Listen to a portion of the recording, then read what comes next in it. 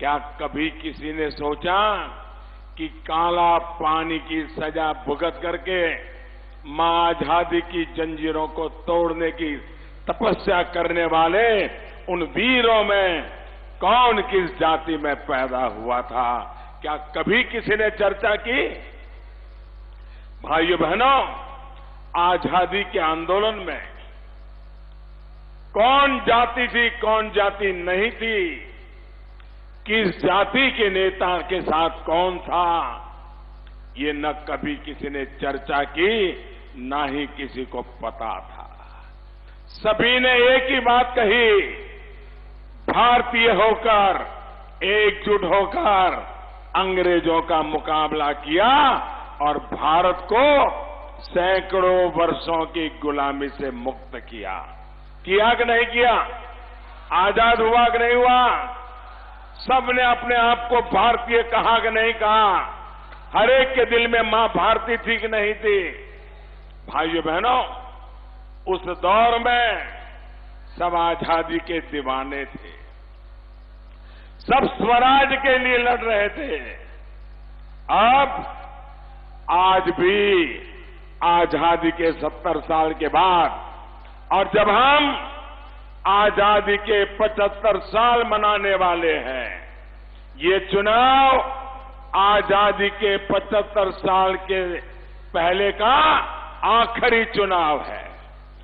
आजादी के 75 साल मनाने जा रहे हैं, तब एक और पड़ाव पर हम आए हैं। जितनी उत्कंठा, जितनी बेचैनी, जितनी छटपटाहट आजादी पाने के लिए थी, आज वही मिजाज विकास के लिए, देश को आगे बढ़ाने के लिए पैदा हुआ है। जाति के बंधनों को तोड़कर देश ने एक बार फिर स्वराज जैसे हासिल किया था, वैसे फिर जाति बंधनों को तोड़कर सुराज्य हासिल करेगा। आजादी ने स्वराज्य दिया, ये जागरूकता सुराज्य देने वाली है। लेकिन भाइयों और बहनों, नए भारत की इस ऐतिहासिक यात्रा में आपको ऐसे लोगों से, ऐसे राजनीतिक दलों से सतर्क रहना है जो वापस देश को पुराने दौर में ले जाना चाहते हैं। याद रखिए, आजादी के इतने वर्षों बाद जाति बिरादरी के नाम पर वोट मांगे गए, लेकिन प्यार क्या हुआ? सत्ता में आते ही बदले की कार्रवाई शुरू हो जाती थी।